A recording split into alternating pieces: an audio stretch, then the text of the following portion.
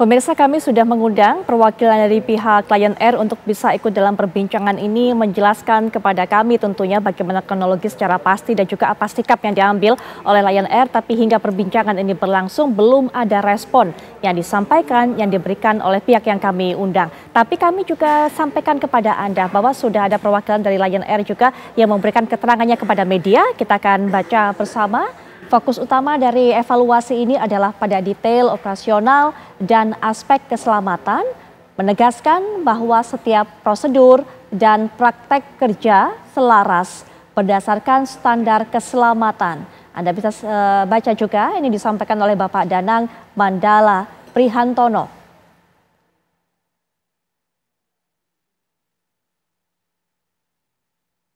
Ya, dan ini juga sudah diambil sikap menurut dari pihak Lion Air, yaitu pada 26 Januari 2024, Batik Air mengambil tindakan preventif dengan menonaktifkan membebas tugaskan sementara pilot penerbangan nomor ID 6723 rute Kendari ke Jakarta yang bertugas pada tanggal tersebut.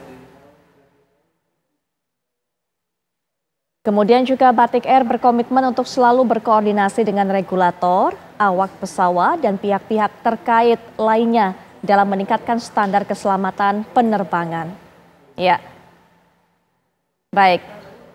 Masalah pertanggungjawaban nanti akan dijelaskan lebih lanjut dari Pak Geri, tapi sebelumnya menyambung apa yang sudah sempat saya tanyakan sebelum jeda, Pak Geri. Apakah ini merupakan konsekuensi dari ketatnya persaingan juga di dunia penerbangan, sehingga kemudian maskapai-maskapai ini berlomba-lomba untuk menyediakan rute yang terpadat, kemudian juga untuk mengurangi biaya parkir, kemudian juga ini salah satu bukti bahwa banyak maskapai yang menepikan keselamatan untuk bisa mengejar keuntungan semata? Ya, kalau dari kebutuhan pasar ya, ini tidak hanya di Indonesia, tapi di seluruh dunia. Tadi sudah saya bilang bahwa penerbangan malam dini hari untuk jarak pendek dan menengah itu makin banyak. Memang demand-nya ada, ya. Tapi bukan berarti dengan itu dilakukan lalu semuanya diasumsikan seperti biasa. Harus ada langkah-langkah yang dilihat. Apakah dengan terbang malam itu, dengan terbang dini hari itu ada resiko yang meningkat seperti fatigue. Gitu. Kalau ada bagaimana? Itulah kenapa sudah ada kesadaran dari industri ini dari tahun 2011-2012. Ini kita harus melihat masalah fatigue ini lebih sistematis lagi, lebih holistik lagi. Karena regulasi yang ada untuk minimum restnya berapa dan lain itu sudah tidak memadai. Jadi kalau dilihat sudah ada maskapai-maskapai memang yang menerapkan FRMS mereka sendiri, ya. Contoh misalnya kayak Qantas. Itu dari tahun 90-an mereka sudah terapkan. Untuk penerbangan pendek yang mulai terbangnya lebih dari jam 8 malam. Itu duty time dan flight time-nya dan jumlah penerbangan yang dilakukan oleh si pilotnya dalam satu kali tugas itu berkurang. Nanti dari jam 12 malam sampai jam 4 pagi itu berkurang lagi. Lalu dari jam 4 jam 5 menambah normal lagi kalau misalnya mulai duty-nya dari jam 6. Nah, itu langkah yang basic. Ya. Tapi kalau kita lihat juga maskapai di Middle East juga sudah melakukan ini dan mereka juga dapat komplain masalah fatigue. Mereka sudah nerapin FRMS kok masih pada ngomel mengenai fatigue. Ternyata ditemukan bahwa masih banyak kru yang menganggap kalau off duty time itu selagi dalam satu duty cycle, misalnya dalam arti lagi terbang kemana menginap balik lagi, off duty time berarti boleh ngapain aja. Enggak. Padahal di manual perusahaan tertera kalau kamu duty terbang yang ini, rest hour-nya dari segini, saya rekomendasi kamu tidak punya kegiatan dari jam segini sampai jam segini sebelum terbang. Nanti setelah di sana jam berapa tidur dulu. Kegiatan di jam segini, nanti tidur lagi. Itu sudah dibuat. Nah, tapi maskapai tanah air cukup disiplin untuk bisa mengawasi. Kita belum ke situ, tapi ini saya utarakan dalam arti ini challenge-nya. Bahwa maskapai yang ibaratnya kan banyak orang yang agak sinis, kru Indonesia nggak profesional. Di luar negeri aja kayak begitu. Yang dianggap, bule jago, bule profesional, itu aja masih begitu. Banyak pilot yang dulu sampai dipecat gara-gara tidak mau mengikuti FRMS company, terus komplain ke media dan lain-lain bahwa mereka capek. Begitu mereka dipaksa ikut, komplain mengenai fatigue jauh menurun. Jadi kembali lagi, ini kesadaran harus dipunyai oleh semua pihak. Kembali lagi tadi Kapten Nawaban juga bilang masalah bisa dong kita minta krunya, cabin crew untuk ngecek. Kita nggak boleh lupa juga 5-10 tahun yang lalu ada banyak kejadian cabin crew sering ngecek ke kokpit dan ada di apa? Di sosmed bilang, oh ini krunya pecicilan, selingkuh, nggak profesional. Nah, ini semua konsekuensi dari tidak hanya dari airline, tidak hanya dari si pilotnya, tapi juga dari kita sebagai konsumen. Kita nggak boleh lupa itu. Jadi biarkanlah kita tetap mencari solusinya, nggak usah tunjuk-tunjukkan dulu, karena ini masalah yang memang dihadapi oleh satu dunia dan solusinya nggak gampang. Kalau kembali ke tanggung jawab tadi, tanggung jawab gampang. Lihat trennya. Ini orang punya rekor yang sering tidak disiplin masalah restnya atau tidak. Ini orang punya track record yang sering terbang kecapean tapi maksa atau tidak. Hal-hal itu. Nah kalau iya, itu baru lari ke aksi disipliner. Jangan hanya karena satu kejadian bilang, oke kamu saya pecat. Nggak bisa. Itu bukan safety. Itu namanya sweeping the problem under the carpet gitu. Itu nggak nyelesain masalahnya. Jadi semua itu yang dilakukan harus diteliti, dicari solusinya paling efektif. Iya, tapi artinya juga tidak cukup kan hanya dengan membebas tugaskan pilot yang bertugas tersebut? Itu kalau saya bilang itu sudah standar procedure ya. Itu dalam IQ Annex juga sudah ada, dalam peraturan di negara juga ada. Kalau ada pilot terlibat insiden, sampai selesai investigasi jangan diterbangkan dulu. Kecuali kalau misalnya di tengah-tengah investigasi ternyata sudah ditemukan, enggak ini pilotnya enggak ada faktornya, tidak menjadi faktor, oke dia boleh terbang lagi. Tapi kalau misalnya dia menjadi salah satu faktor dari insiden tersebut, nunggu sampai semua analisanya selesai, baru dia boleh di-review lagi untuk terbang. Baik. Terakhir juga mungkin Burut melihat adanya faktor dari pengaruh persaingan di antara industri penerbangan juga menjadi salah satu penyebab ataupun juga memiliki faktor yang berdampaknya seperti ini, Bu?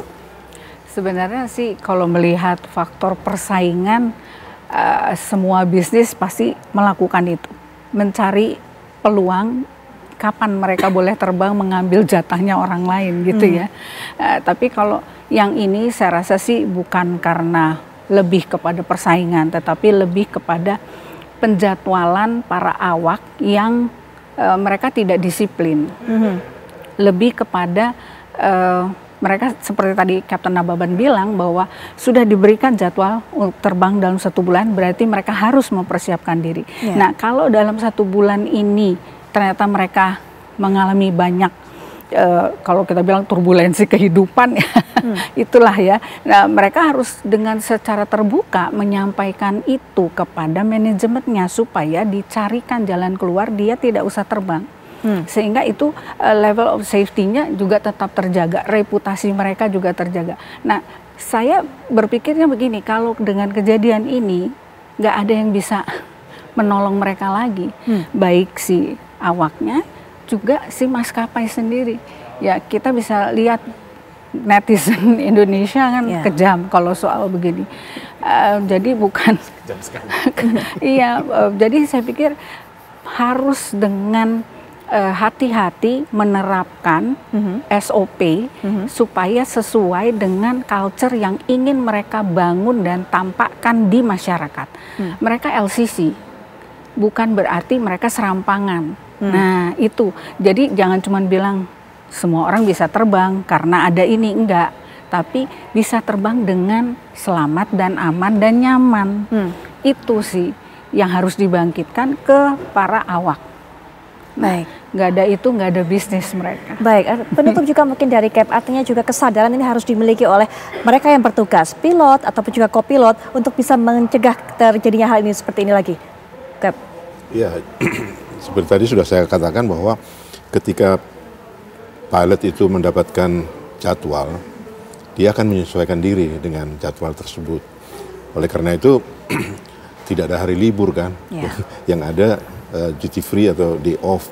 Itu tidak bersamaan dengan jadwal masyarakat umum. Oleh karena itu salah satu hardship-nya adalah memang di dalam kehidupan sosial. Kita juga harus bisa menyesuaikan. Terus di dalam domestiknya sendiri, tentunya dia mempunyai permasalahan-permasalahan. Yang penting buat dia sebetulnya ketika dia mau siap-siap mau terbang, itu keluarganya juga mensupport, ya, baik istrinya maupun saudara-saudaranya mensupport bahwa ini memang dia profesinya, disiplin profesinya memang membutuhkan itu. Jadi dia waktunya istirahat. Jadi misalnya waktu bertamu pun itu sebetulnya ya harus tahu ini profesinya pilot ya. Nggak bisa nggak seperti yang biasa gitu kan. Nah, oleh karena itu memang persiapan itu, jadi dia bilang kalau ada di dalam manualnya company, dia bilang ada jembatan keledai yang namanya I'm safe, ya, I'm not being impaired by, I-nya itu adalah illness,